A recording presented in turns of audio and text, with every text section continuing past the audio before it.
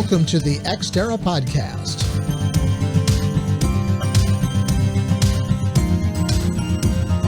The Ex Terra mission is to explore and discuss the business of space and its effect on the national and global economy, as well as life on Earth. How does what happens in space affect your life every day? That's what we're exploring on the Ex Terra website, as well as on this podcast. My guest is Aaron Burnett, founder and CEO of Space Ventures. And Aaron, welcome to the podcast. Hey, Tom. Thanks for having me. I'm looking forward to it. Pleasure is all mine. Thank you for joining me today. So first of all, let's just start out talking about what is Space Ventures and what do you do? Yeah, so Space Ventures is the world's largest community of space investors. And so what we are doing is trying to bring awesome, really high quality space investment opportunities to the public. So we are open to accredited as well as non-accredited investors, which is a kind of a cool way of democratizing access to space investing and hopefully, changing the future for the better. Explain to us a little bit, what is the difference between an accredited and a non-accredited investor? Yeah, so this is the big one, right? If you've ever gone to, if you're interested in investing, you've probably poked around and looked at, private investment opportunities or typed in something like, how do I invest in SpaceX, type of thing into Google. The reality is that most of those opportunities are locked only for accredited investors. So this is back from the 30s, I think, that, it's like 100-year-old rule that investing in private companies is only allowed for accredited investors. And this is an old rule. And really, this was designed to protect people because there was a lot of snake oil salesmen saying, hey, invest in this company. And then they'd walk away and all you had was a piece of paper, right? And so this was really designed to protect people and allow only sophisticated folks to be able to make those investments, meaning people that could afford to lose the money. Right. And so that's what an accredited investor is. By definition, there's a legal definition. Essentially, you need to have $1 million in net worth, and there's other ways of measuring it. You need to have a decent amount of money, a good chunk of money to be able to be considered an accredited investor, or there's some FINRA licenses you can get now to be an accredited investor. So most opportunities have been accredited only when you're talking about private space or any company, private company. Otherwise, if you want to do trading and things like that for investing, you need to do public companies. And as we know, I think the private equities market is something like 6.5 trillion. So there's a lot of opportunities there to invest that are just locked to non-accredited investors in most cases. Give us a little bit about your background. How did you get into this? Yeah, it's a little bit of a non-traditional story because it's, in aerospace, normally it's someone who's coming from an engineering background of some kind, or technical science or, physics kind of background. Myself, I come from marketing and community building. That's my professional background. As a kid, I loved science fiction shows. I think the show I grew up watching was Stargate SG-1 with my dad and my brother. That was a big one. Who knows if that's real? Maybe there are Stargates lying around. I guess we'd have to keep our minds open. But, that was the thing that I always grew up watching and enjoying. I think my first ever thing about space was like Space Camp, sending Max into space or whatever. That was a fun video back in the day. But I was fairly, I wanted to do astronaut when I was really young, but I got quickly disillusioned. This was prior to Google, so I don't know how I figured out, you had to have 20/20 vision or whatever. It was fairly exclusive kind of club. Basically be a fighter pilot. Yes. And I said, I don't think that's me. So, if I'm going to space, there'll be some other way or we'll figure it out. But essentially what I did is I bifurcated my mind. Here's fun stuff that I do, like science fiction. This is for escapism, and then in real life is kind of boring, and essentially. And so I'd had that mentality and that worldview for a long time. And then I saw the Falcon Heavy take off. Mm-hmm. And so the Falcon Heavy, the initial one with the Tesla on top, I saw it on the live stream with millions of other people.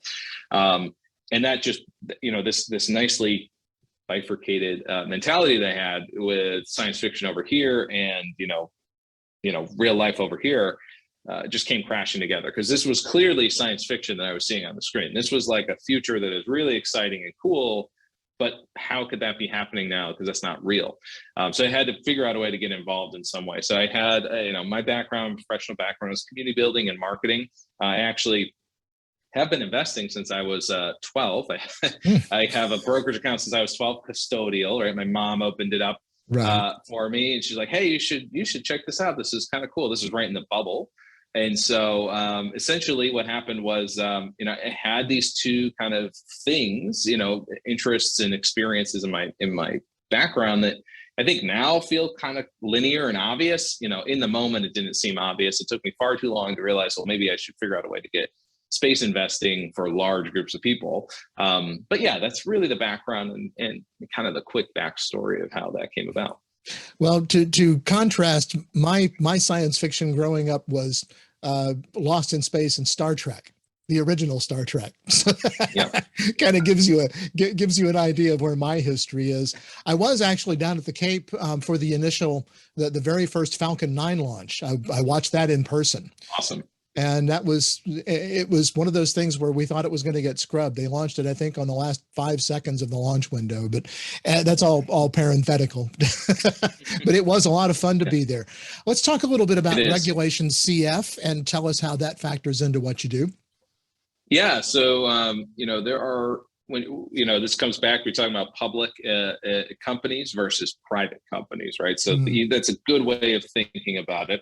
In the private company space, if you're raising money with investments, you have to follow certain exemptions so that you aren't considered a public company and have all these rules to follow, right? So most private companies will be raising investment money from, a variety of different sources, whether that's, really rich individuals or family offices or what have you, venture capitalists that are obviously the big one, but they all use a regulation called Regulation D in most cases. I say all, it's always like, an asterisk. Most people use this to be able to raise and fundraise on there. It's really what the lawyers care about. Most of the people fundraising don't maybe not even know that they're doing it. The lawyers will then file that exemption once they're closing their funds, and then it's all happening. So there is another exemption called Regulation CF. So it's only been in existence for 6 years as far as like actually being in operation. But back in 2012, I believe, the Obama administration saw what was happening with Kickstarter and all these crowdfunding platforms and said, there's opportunity here for these companies are kind of taking advantage of the public. Like they get money up front and then they sell for $3 billion. That'd be a nice way for the public to have maybe benefited from that. Why are we locking them out? And so they created this regulation. But Regulation CF has its own set of rules that are different from the rules for Regulation D. But you still get to stay private as a company, right? So there's benefits. So you don't have to follow all the list of rules for the public company listings and things like that. So that's the way Regulation CF kind of lays out in the broad scope. But the key differentiator for investors is that the Regulation CF investments allows non-accredited investors to invest. So is Based Investments mostly dealing in crowdfunding? Yes, yeah. We'll have more opportunities at some point down the line here, but yes, most of it will operate underneath. Right now, all of it operates underneath the regulation crowdfunding exemption, which allows for anyone to invest. That's a U.S. citizen or person. Technically, anyone in the world could invest. There's all sorts of international rules that start to come up, but there are, that's the way this will mostly operate under, is the regulation crowdfunding exemption. And they're considered distinct rounds from a legal perspective. It's a crowdfunding round, if you will. So how much money can be raised by a company? Companies can raise up to $5 million per year. So what you've seen is over time, in theory, every year people can open up. There tends to be certain rules and regulations that create some interesting kind of seasonalities around that. So what one of those seasonalities is that every April, there tends to be a big spike in deals because it's right at the end of the prior year's like window for financials and things like that. And then May and June tend to be a little bit of a dip and then starts to build back up towards the end of the year. So you see a lot of people coming back to that well to raise with folks. You can raise up to $5 million per year underneath that exemption. When you look at companies that you want to get involved with, as far as your company is concerned. How do you vet them? How do you make a determination that this is a company that we want to help raise funds? That's not going to be like I'll harken back to the days in Florida when people were selling swampland with visqueen on top of it to make it look like there was a paved road. Yes. So there's a lot of that in the industry. So the great side of space is super inspiring and exciting. The downside of space is there's a lot of charlatans and people that understand that and will put the space pixie dust on anything to make it seem like way more interesting. So there is a lot of that. So, our process is quite selective. We do not take everyone. One easy limiter is like, do you operate in space? Yes or no? So I can't make this promise because I just don't know what the future looks like, but I really have no intention of ever having like a craft beer company or something on the platform, right? Like that's not going to happen because we do have that kind of limitation, of course, and that's kind of obvious. But then there's also limitations that happen in a variety of different categories. One is a business review, right? Does this company look like they actually have a real business in place, or have really talked to customers, have validated that there even are customers out there? And there is a technical review. And people far smarter than myself are doing these reviews, by the way. We have right now about, I think it's 25 in the 20s number of people that help us look at different companies. We try and get at least 3 to 5 eyeballs on any given deal at any given time. So it's not biased by just one person's opinion. And so essentially there's that business review, there's a technical review. The technical review is really focused on snake oil. There's some people that say, if it breaks the law of physics, maybe you can't get it in. Some people say, as long as it doesn't break 2 laws of physics, it's a good idea. It's potentially a good idea, right? So this is where it's kind of the way we do that. Really what we're trying to create is the minimum bar for the space industry, right? Because there's plenty of data out there that suggests that if you're doing angel investing in private companies, and you need to, every investor needs to be thinking about companies in private investing as like a portfolio theory mindset, meaning you need 20 companies because 15 of them could be totally bankrupt, right? Don't put all your eggs in one basket. You really need to diversify. So in a portfolio theory mindset, the biggest thing you need is you always really want to find the winner, right? The one that really goes up to offset all those losses, right? So if we can set the minimum bar for the industry, which is really what we're trying to do, and that means keeping out the charlatans, the snake oil salesmen, and things like that. If we can set that minimum bar, then the idea is that we would want to invest at least a little bit in all of these companies because we believe there's a winner in here, right? To offset all the losses. Of course, there's a very strong chance that a good percentage, as much as 50 to 70% based on VC standards, right? These are people who do this for a living, not even individual investors, right? They will lose, they'll make bets on companies that more than 50% of them go totally bankrupt. There's numbers out there for this. You can Google it, right? So with that whole thing in mind, right, it kind of gets back to this idea of how we do vetting is really minimum bar setting, trying to allow for people to feel like there's confidence that they can put a little bit in all the companies on the platform if they really felt convicted about the industry, or pick the winners they felt that were there too as well. So that's kind of the way we do our setting. And then there's additionally, on top of all that, there's a minimal compliance requirement. So bad actor checks, very simple stuff that is all the platforms do. All the other stuff, we're really the only ones doing that on our end because we're so focused on space and really worried about finding a charlatan coming through the platform. We've often kind of equated where space commerce is right now with Silicon Valley in the late 1970s, early 1980s. And there's going to be a big weeding out process. There's going to be thousands of these companies. And as you said, a lot of them are going to go bankrupt. A lot of them are going to get bought up by somebody else. But that shakeout has not happened yet in space commerce, from our view anyway. Where we have a very similar opinion on that. There's probably, and this is a guesstimate because no one can really tell the future, but there's probably going to be a lot of consolidation over the next 5 years, right? Of people that have made the best computer or the best gas tank or whatever it is, right? They will be bought up and pulled into bigger companies. There's always these tendencies in the markets to have these, decentralizations and then re-centralizations where they consolidate and there's a few big players and then they kind of maybe it gets shaken up again and they break out into a few more, right? So this is kind of a natural pattern in the way markets evolve.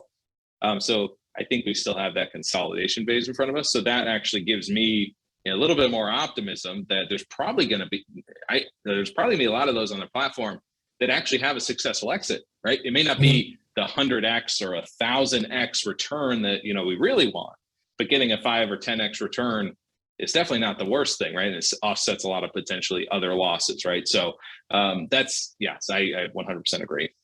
I'm talking with Aaron Burnett, founder and CEO of Spaced Ventures. Take a moment right now and click on subscribe to be sure you don't miss any of our podcasts, or if you're watching on YouTube, any of the videos from Ex Terra, the Journal of Space Commerce.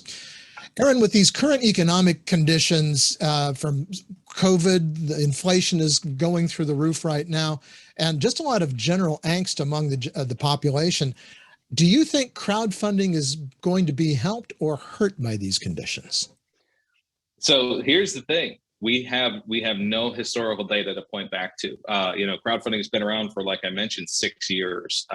There was no real recession. We had the bump of COVID to look at, but that was that initial kind of, trough that we had where there was some tightening of the markets for like 3 months. But it's not really enough. There's not really enough to point to say that crowdfunding is going to be hurt. In fact, crowdfunding grew during that time. They were going the opposite way the rest of the markets are. But again, it's 3 months. There's not enough really to know. So it's really 100% conjecture at this point. Having said that, right, the thought process and the logic behind this is the benefit of having access to way more people is that you have way more opportunities for different sorts of, you reduce your risk in any one specific person, right? Because there's a lot of things that can happen. If one person can get sick, they need all their money for medical bills, right? And they're no longer giving you money for whatever, or their personal financial situations got tightened because they had more of their money in crypto. I'm just, making stuff up at this point, but those are all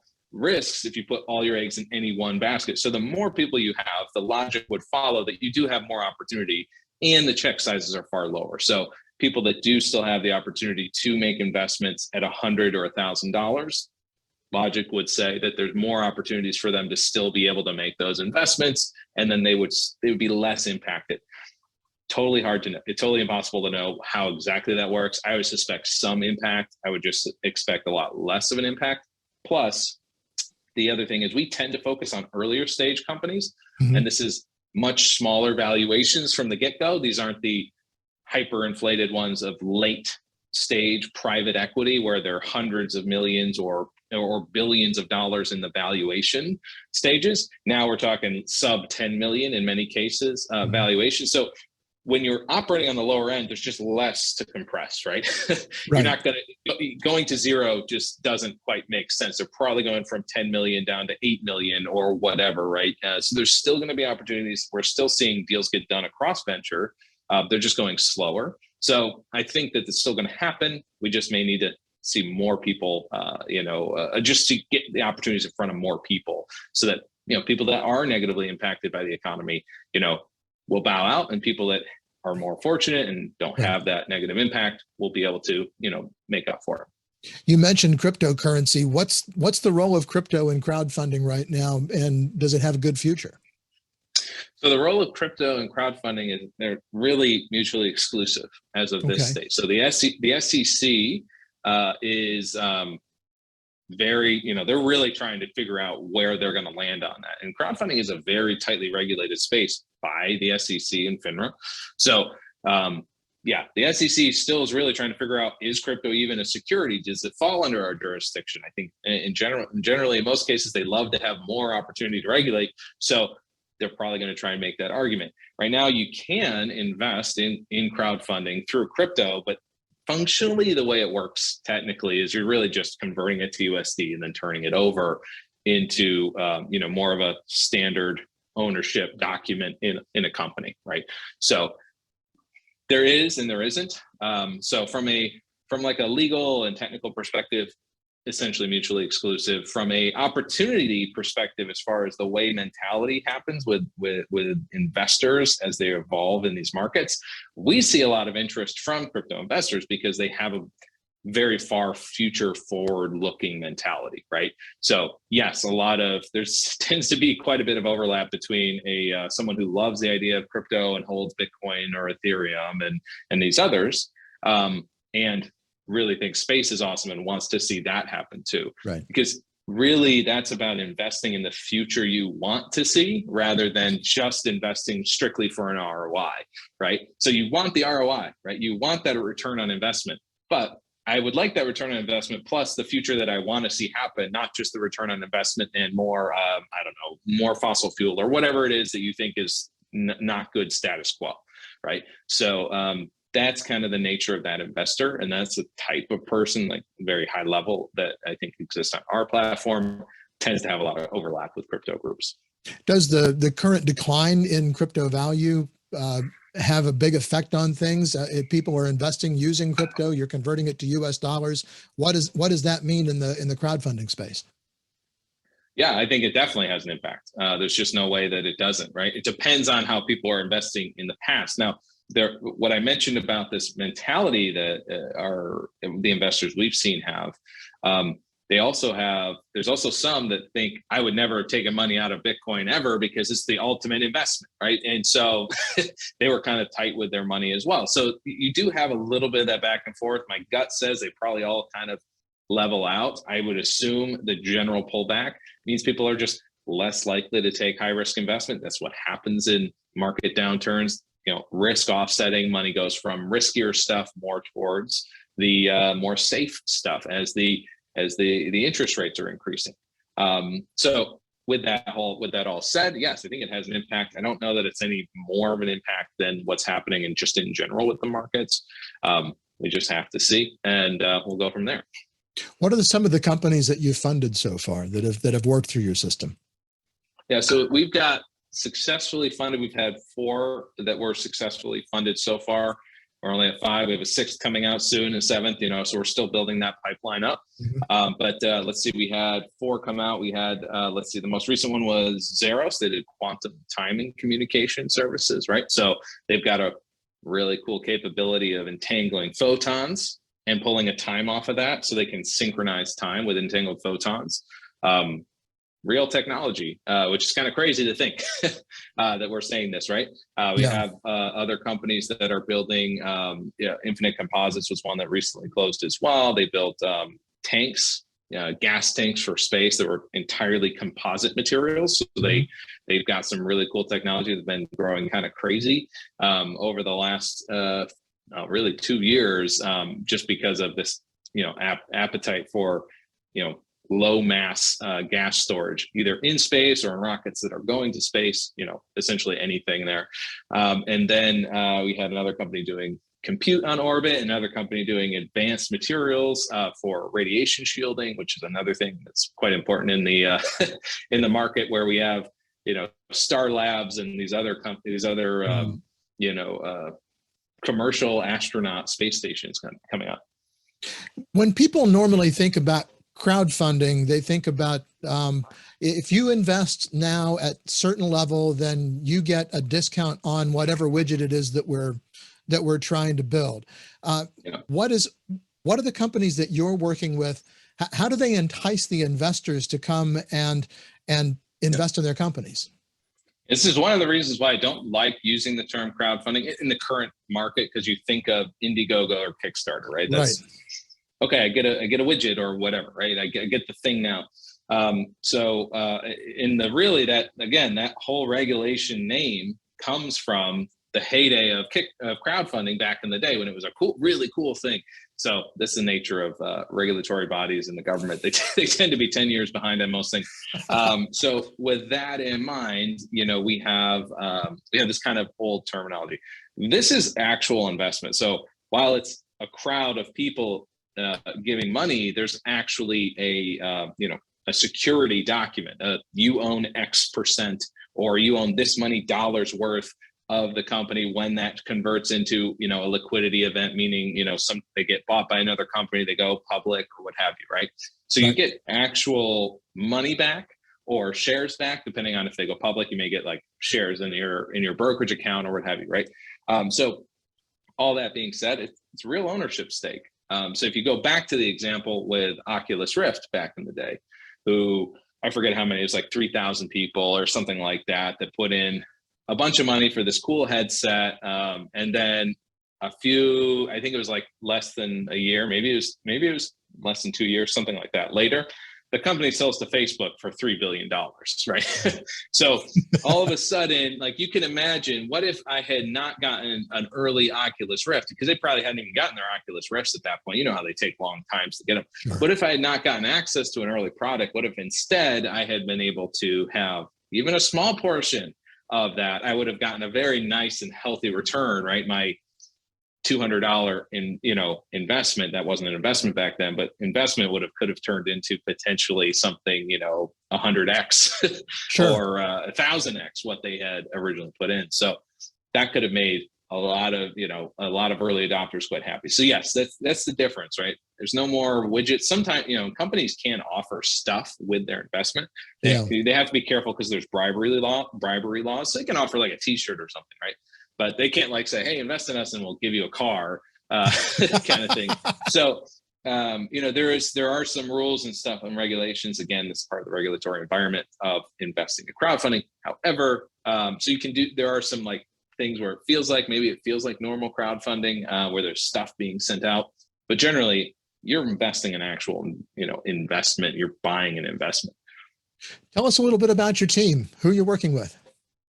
Yeah, so we have a really cool team from all over the place. We are a mainly remote team. We have a team that's in Brownsville as well. Brownsville, right outside of the Star Base there. It's an exciting place to be. But we're kind of all over the place. So we have folks from, I think I'm a little bit biased, but I think they're some of the best and smartest folks in the industry that are doing some really cool stuff. We've got folks looking for deals. We've got folks helping us put those companies through the pipeline. You would be absolutely shocked to see how long it takes to get a company from, hey, I would like to raise on the platform and we vetted you and you're good to go, to actually live. It can be months and months of work, lots of not fun work in most cases, a lot of legal stuff, a lot of compliance stuff. So we have folks doing that, and we have folks helping us in a variety of different mechanisms, in the marketing angles and things like that as well. So a really strong team doing some really cool stuff. Only wish we could have more people all the time, right? But we're a business, we have to make money too, and Sure. be cautious of our budgets and all that stuff too. But a lot of fun stuff happening, and I wish we could just have more people involved. One thing more, and we ask this of all of our guests, just to kind of look out into your crystal ball over the next 10 to 15 years in the field of space commerce. You're working with a lot of innovative companies. Tell us what you see. So, over the next, I had this conversation often, right? Things that get me really excited 10 years out are your cislunar economies, because there's already people having that. I mean, we know Artemis programs and things like that. There's awards out there for CLIPS missions and all this other.